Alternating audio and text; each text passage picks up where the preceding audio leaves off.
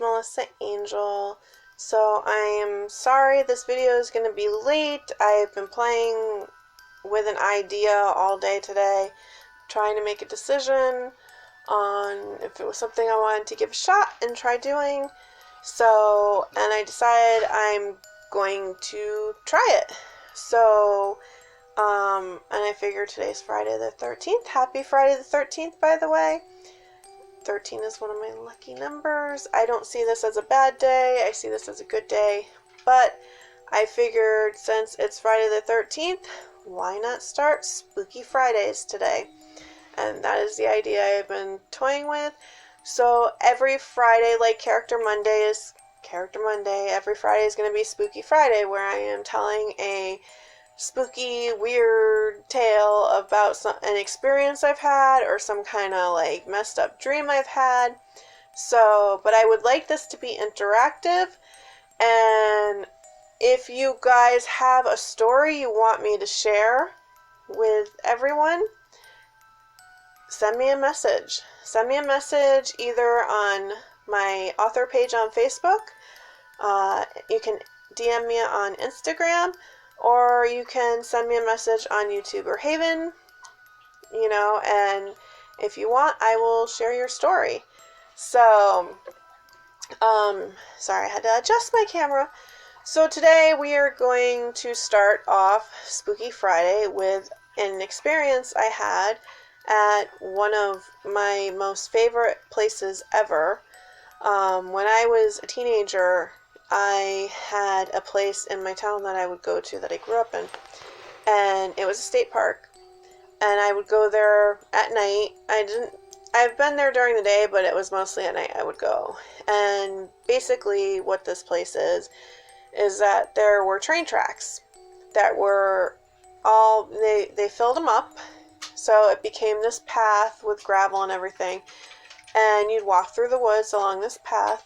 Well, eventually you'd get to this clearing that was the bridge for the train, and they filled it all with gravel, but there was a drop off on either side, and it was the best place to stargaze, which I love doing. I love staring up at the stars.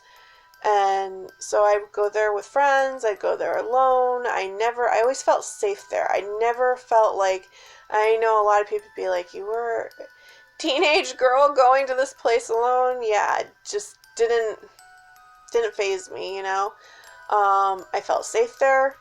I wasn't worried about wild animals because, I grew up on a farm, always in the woods. I've come across a lot of them, but just never bothered me. I never felt like I wasn't safe. So, that changed. That changed later on in my life. But I always had some weird experiences there, but they were never negative experiences. And I always said there was like this thing that you'd catch in the trees every now and then that just reminded me of a gargoyle. I don't know. I don't know how else to say it.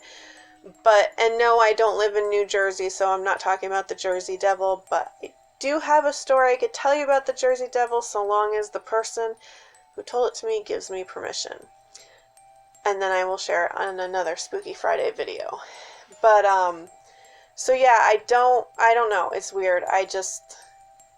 It was always something interesting about that place, but I never felt like it was a threat. I didn't feel, like I said, I always felt safe there. I felt protected.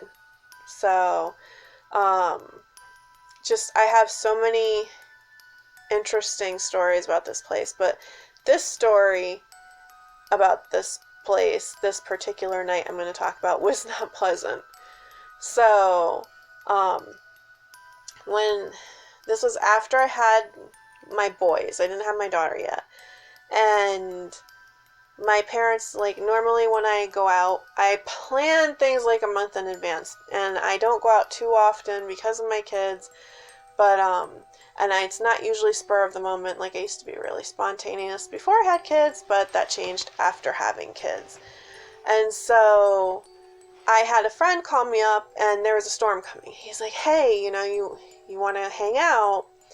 And so my parents, agreed to watched the boys for me for a little bit, and I met him, and he hopped in my truck, and we went to my place, and we were going to watch the storm.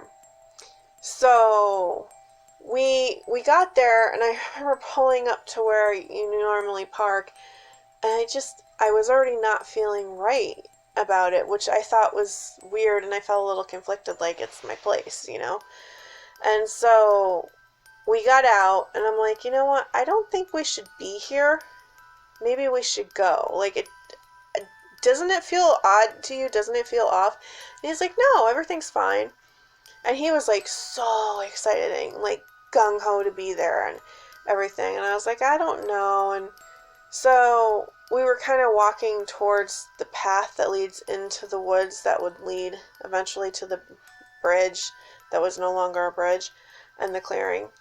And I just kind of like stopped, and I was like, I don't think we should be here. It doesn't feel right. And he's like, no, come on, it's fine. And he grabs my hand and he pretty much pulls me toward, to the path and into the woods. And it just felt like I got smashed through a brick wall or something. Like this wall of energy was up, and we just went right through, and it was like, like I couldn't breathe for a moment. And I was like, did you feel that? And he's like, it's fine, it's fine, it's fine. And I'm like, that doesn't feel fine. That's not normal. That never happens. I've never had that happen before. But I went along with my friend instead of trusting my gut. So we're walking through the woods. And I think I was still holding his hand because I didn't feel safe. I felt like really on edge, which was not normal. Did not feel welcome there. I felt like we were trespassing, like we shouldn't be there. And I've never felt like that before. Like something, it just felt off. It felt bad. Like it felt really bad. So, but we kept walking through the woods, and I was just like, this just does not feel right to me. So eventually we get to the clearing that opens up, and it's the bridge. And I remember I felt relief being out in the open, like, because I could see from all sides what's coming at me. But I remember just for that brief moment, I was just like, remember seeing the thunder coming down like this, or the lightning doing this along the clouds, like snaking its way through the clouds. It didn't come down. I've never seen lightning do that, where it just does this along the clouds. And I was just like, wow, I didn't know lightning could do that. And so that was a cool experience, just witnessing that. And so my friend was so charged. He was so charged, so excited. He's jumping all over the place. Like, he was loving it. And normally I would have been enjoying myself too, but I could not shake this feeling that we should not be there. We were being watched, and we were in danger.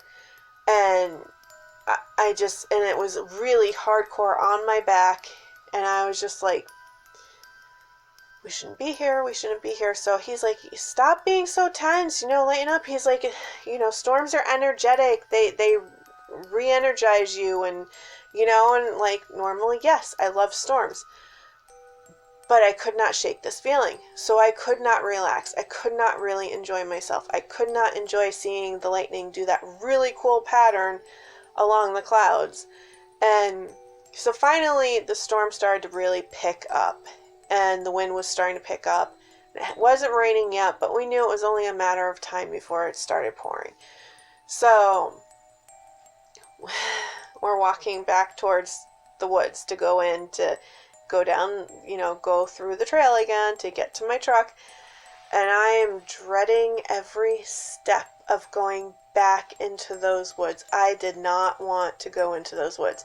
Although I didn't want to stay out in the clearing with, the thunder and lightning and stuff starting to pick up. So we go back into the woods, and even he was like, whoa. He's like, this does not feel right. I was like, I have been trying to tell you that this whole time. So we're walking, and I feel like somebody is like right behind us every step of the way. I felt like they could have reached out and touched me. It was just this feeling, I don't know if like you've ever felt like somebody was behind you and you look in it and like nobody's there, but you know somebody's there.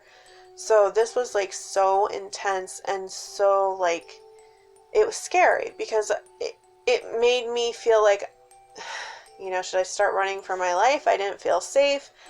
And so he's starting to pick up on it, and then we're quiet. We're walking as quiet as we can be, and we were kind of holding on to like for comfort, like we were just friends and everything, but I was just holding on to him, and he was kind of holding on to me, and I hear someone walking behind us, and I'm like, do you hear that?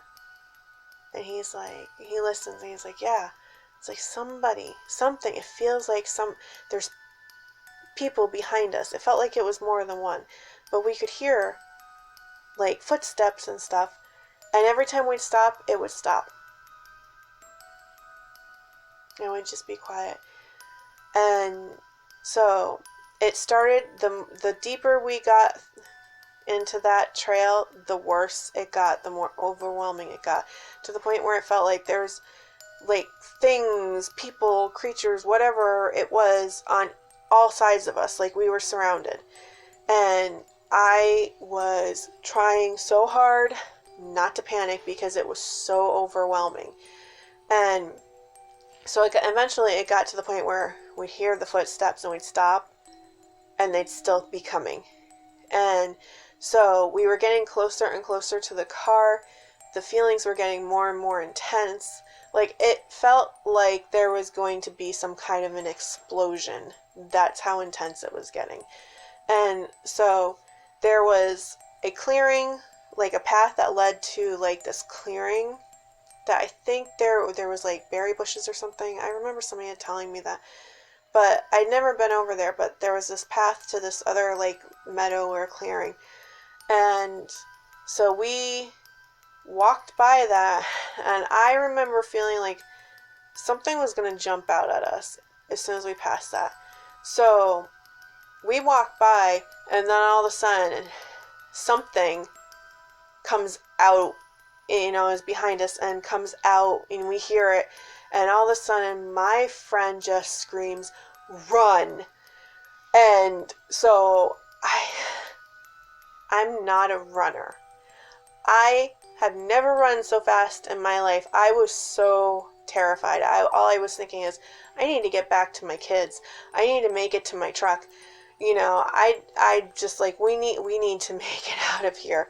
And I remember running, and I was ahead of him because he had shoved me ahead of him and told me to run.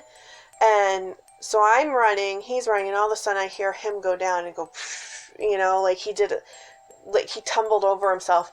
And I went to stop, and he's like, "Keep running." And I just did. I guess he must have been up just as quickly and just kept running. And it felt like something was chasing us.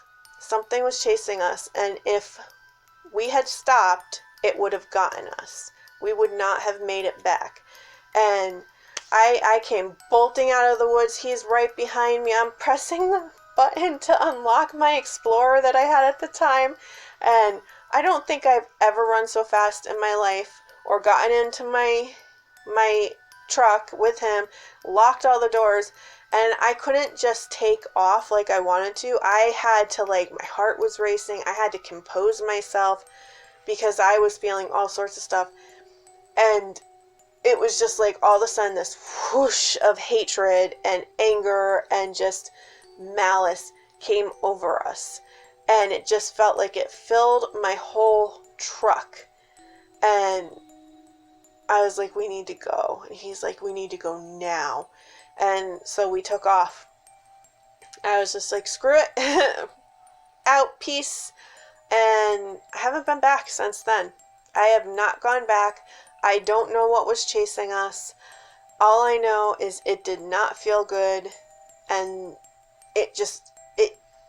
I've never been back. I don't know if it still feels that way. I don't really know too much about the history of the place, which now I'm like, maybe I should look that up. But it had never, ever, ever felt like that. And that is like, I think, one of the few times where I honestly felt like my life was in danger. If I didn't run, if we didn't get out of there, something bad would have happened to us. So, thankfully we did. And I can't tell you what was chasing us to this day. I do not know.